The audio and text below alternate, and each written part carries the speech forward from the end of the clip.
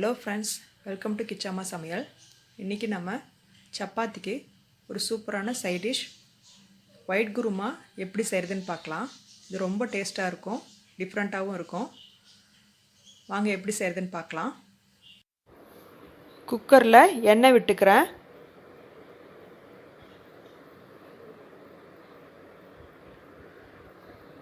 காஞ்சதும் 2 பட்டை போட்டுக்கிறேன்.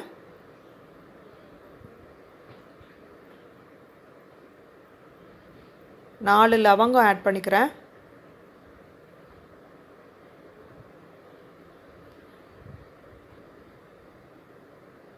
ஒரு அன்னாசிப்பூ, 2 ஏலக்காய், ஒரு பிரிஞ்சி இலை. அவ்வளோதான். நல்லா பொரியட்டும்.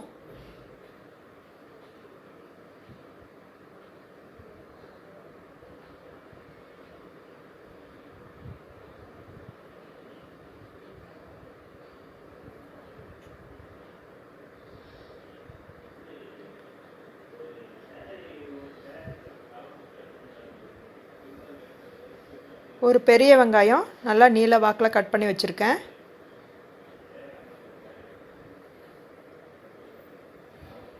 அதையும் ஆட் பண்ணிக்கிறேன்.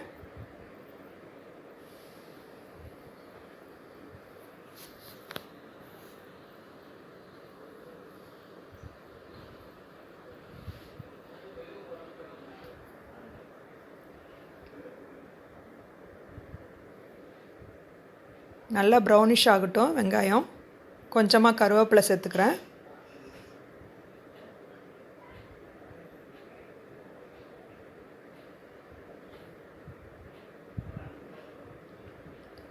ஒரு தக்காளி கட் பண்ணி வச்சுருக்கேன், அதையும் சேர்த்துட்றேன்.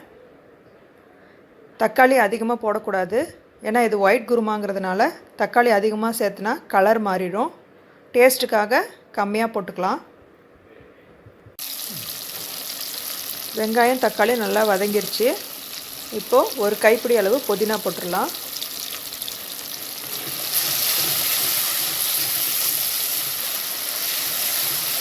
ரெண்டு ஸ்பூன் இஞ்சி பூண்டு பேஸ்ட்டு,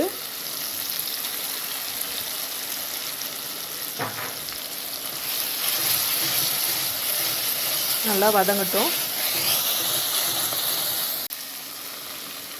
இப்போது நூக்கல் 100 கிராம் கட் பண்ணி வச்சுருக்கேன், அதையும் சேர்த்துட்றேன். பீன்ஸ் 100 கிராம், பட்டாணி 100 கிராம், கேரட்டு 1 கட் பண்ணி வச்சுருக்கு, அதையும் சேர்த்துட்றேன்.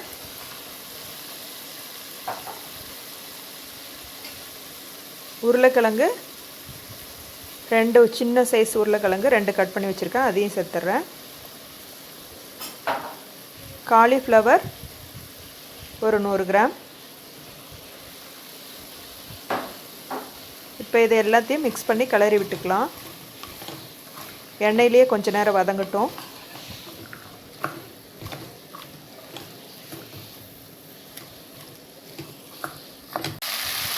தேவையான அளவு உப்பு போட்டுடலாம்.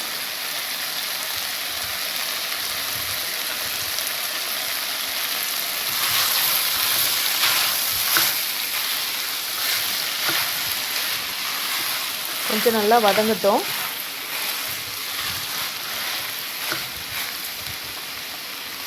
காய் நல்லா எண்ணெயிலே வதங்கினா தான் நல்லா டேஸ்ட்டாக இருக்கும், இல்லைன்னா பச்சை ஸ்மெல் அடிக்கும்.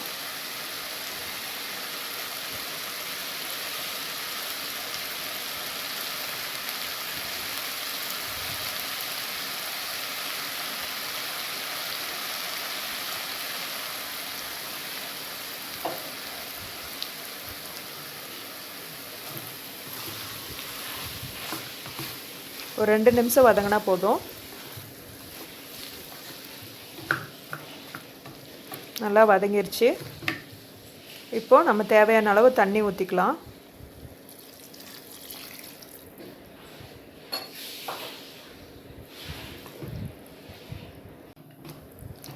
இப்போது குக்கர் மூடி போட்டு 2 விசில் விட்டுறலாம், நல்லா வெந்துடும்.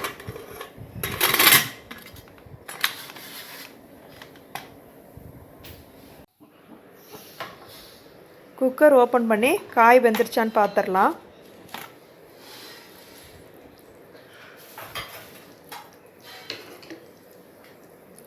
காயெல்லாம் நல்லா வெந்துருச்சு.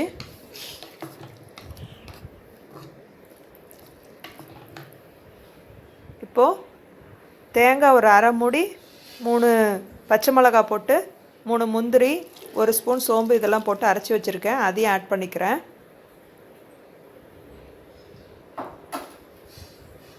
நம்ம காரத்துக்கு வேறு எதுவும் சேர்த்த போகிறதில்ல, பச்சை மிளகாய் தான்.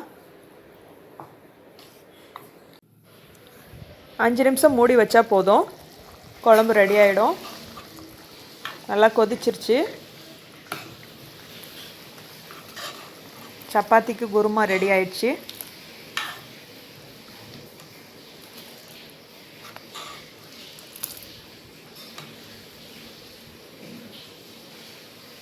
பச்சை மிளகாய் எவ்வளோ தேவையோ அவ்வளோ காரம் போட்டுக்கோங்க.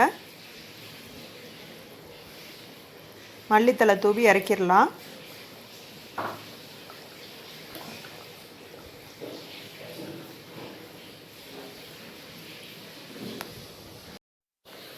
பாருங்கள், சூப்பரான ஒயிட் குருமா ரெடி ஆயிடுச்சு. சப்பாத்தியோடு வச்சு சாப்பிட்றதுக்கு சூப்பராக இருக்கும். இதே மாதிரி நீங்களும் செஞ்சு பாருங்கள். செஞ்சு பார்த்துட்டு எப்படி இருந்ததுன்னு கமெண்ட் பண்ணுங்கள். இந்த வீடியோ உங்களுக்கு பிடிச்சிருந்ததுன்னா லைக் பண்ணுங்கள், ஷேர் பண்ணுங்கள், மறக்காமல் சப்ஸ்கிரைப் பண்ணுங்கள். தேங்க்ஸ் ஃபார் வாட்சிங்.